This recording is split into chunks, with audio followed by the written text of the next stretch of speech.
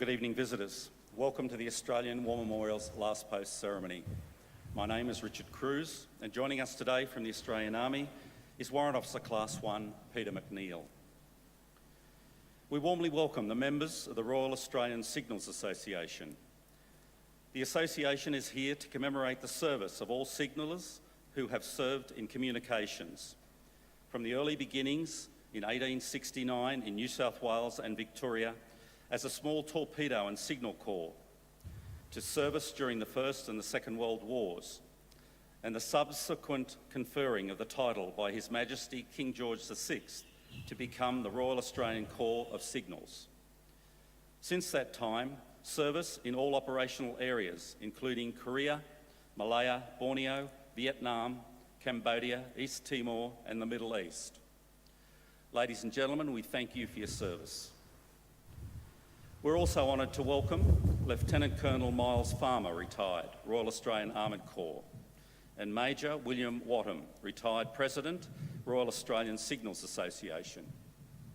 Mr John King, President, the Return and Services League of Australia, ACT branch. Mr Wayne McMurtry, Coordinator of Run for Resilience, and the accompanying delegation. They are an organisation which raise awareness and funds to support veterans, first responders and their families to overcome trauma related to their service. The group are visiting following a marathon run for awareness, which followed in the footsteps of the Snowy River recruitment marches of the First World War. As always, we welcome the veterans who have served, those that are still serving, and the families that love and support them. We acknowledge the members of RSL Services Clubs Association, RSL Victoria and RSL Queensland, who are watching the broadcast of this ceremony across Australia. During this evening's ceremony, wreaths will be laid at the base of the Pool of Reflection by visitors and students on behalf of the following schools. From New South Wales, Toronto Public School, Charlestown East Public School, and Black Hill Public School, Thornton. And from South Australia, Concordia College, Highgate. Australia's Federation Guard is a tri-service ceremonial unit of the Australian Defence Force. They provide a ceremonial presence at civil and military events and during visits to Australia by foreign dignitaries. The Guard will now dismount the catapult party from the tomb of the unknown Australian soldier within the Hall of Memory.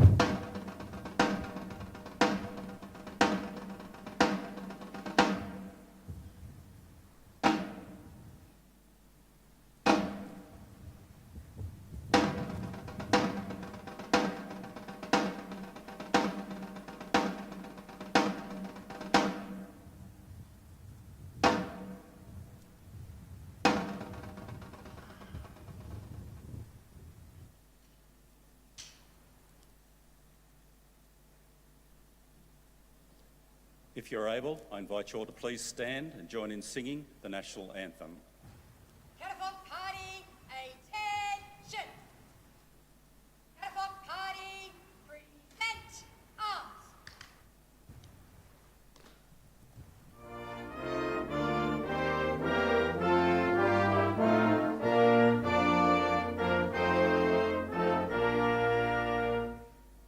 Australians, oh, let us rejoice, for we are young and free.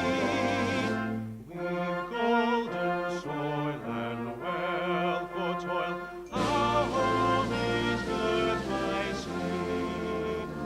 Our land abounds in nature's gifts, of beauty rich and rare.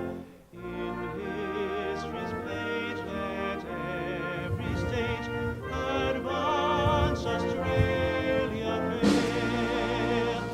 In joyful strains then let us sing, advance Australia fair. Catafalque Party, shoulder arms! Catafalque Party, order arms! Students, please be seated.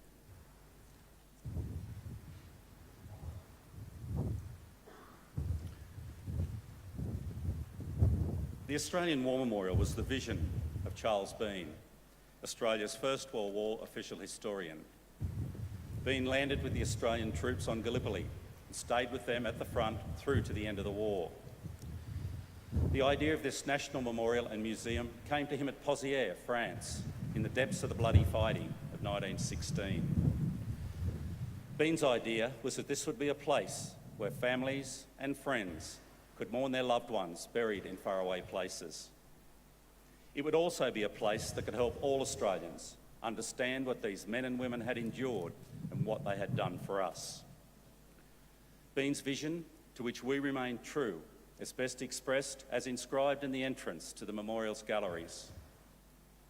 Here is their spirit in the heart of the land they loved, and here we guard the record which they themselves made. Tonight we'll read the story behind just one of those on the Roll of Honour, which lists the names of more than 102,000 men and women who have given their lives for us in war and on operations for more than a century. But first we present a lament, Flowers of the Forest. Wreaths or floral tributes will now be laid at the base of the pool of reflection.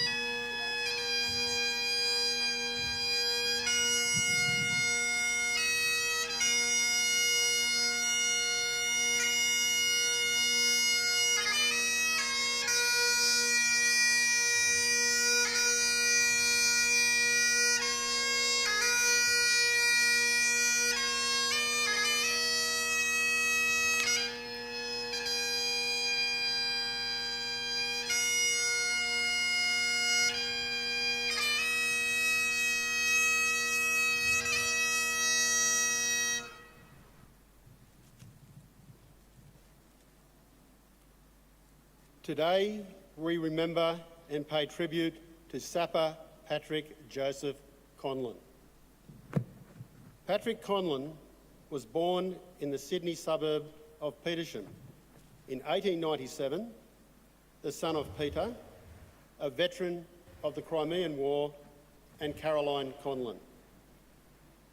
Patrick grew up in Petersham and attended Marist Brothers and St Benedict's before serving an 18-month apprenticeship with Warmall Brothers. When the First World War began, he was working as a sheet metal worker.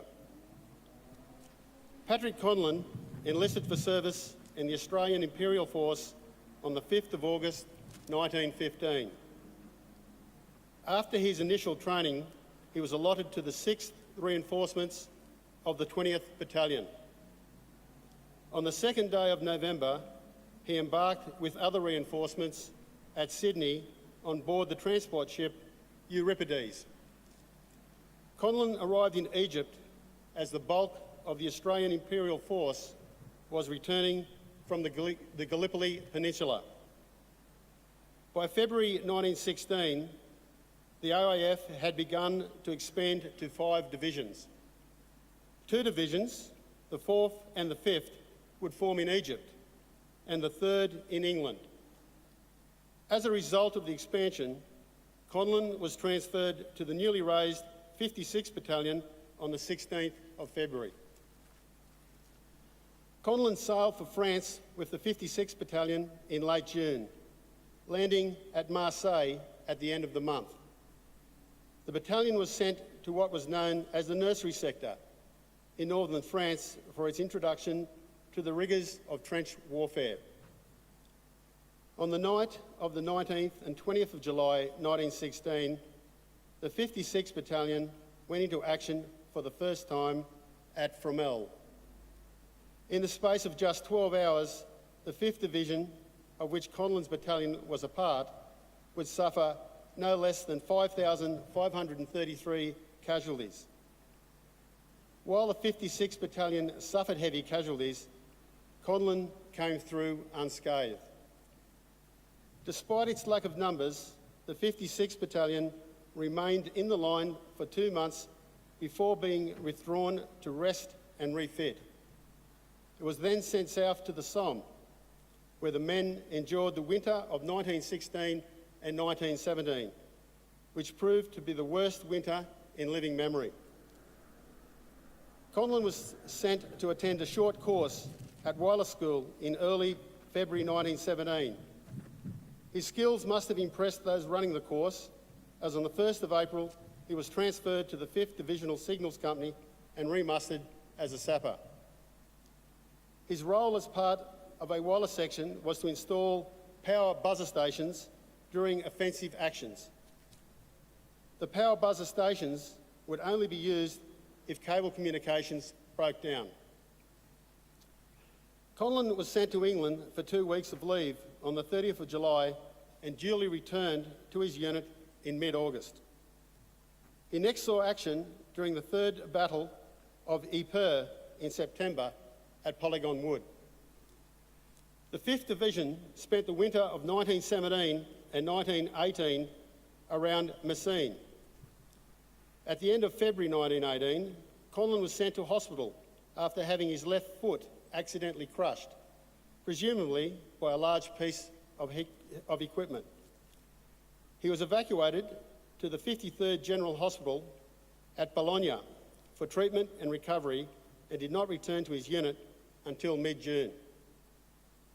On the 4th of July 1918, the Battle of Hamel took place. The 5th Division provided the 15th Brigade for the battle, which included Conlon's 5th Divisional Signals Company. Conlon was killed during the early phase of the battle at around 5 a.m. A witness later described how he was killed by a piece of high explosive shell whilst moving forward to establish a power buzzer station. Conlon was hit in the head and face by shrapnel and killed instantly. His body was buried near where he was killed, but was later reinterred in the Merricorlab Communal Cemetery. Patrick Conlon was just 20 years old. His name is listed on the Roll of Honour on my right, among almost 62,000 Australians who died while serving in the First World War. This is but one of the many stories of service and sacrifice told here at the Australian War Memorial. We now remember Sapper Patrick Joseph Conlon, who gave his life for us, for our freedoms, and in the hope of a better world.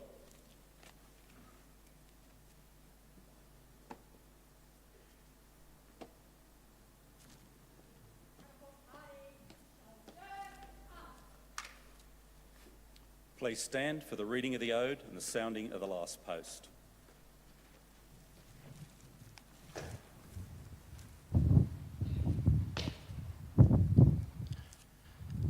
They shall grow not old, as we that are left grow old.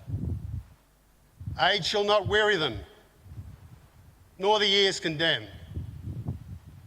At the going down of the sun, and in the morning, we will remember them. We will remember them.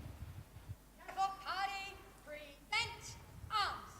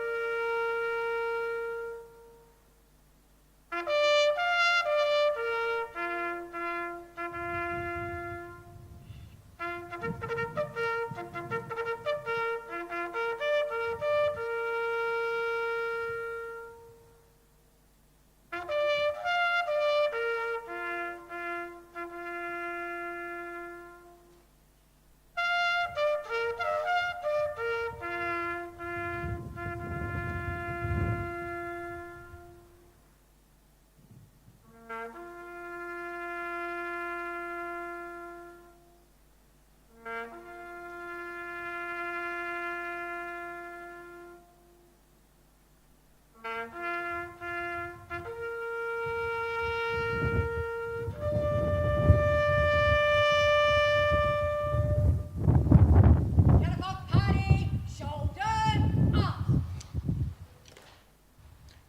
Lest we forget. Lest we forget.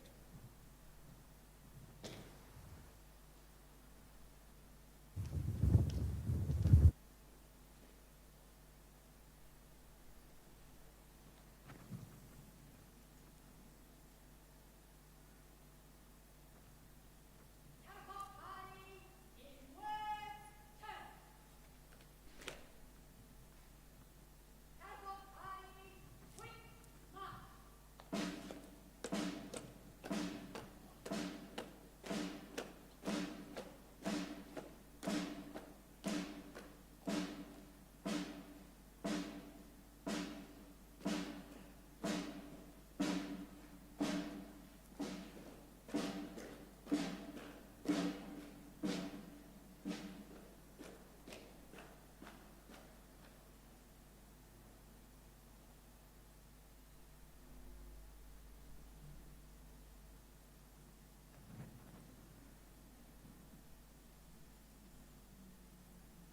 We leave you this evening with the words of the memorial's founder, Charles Bean.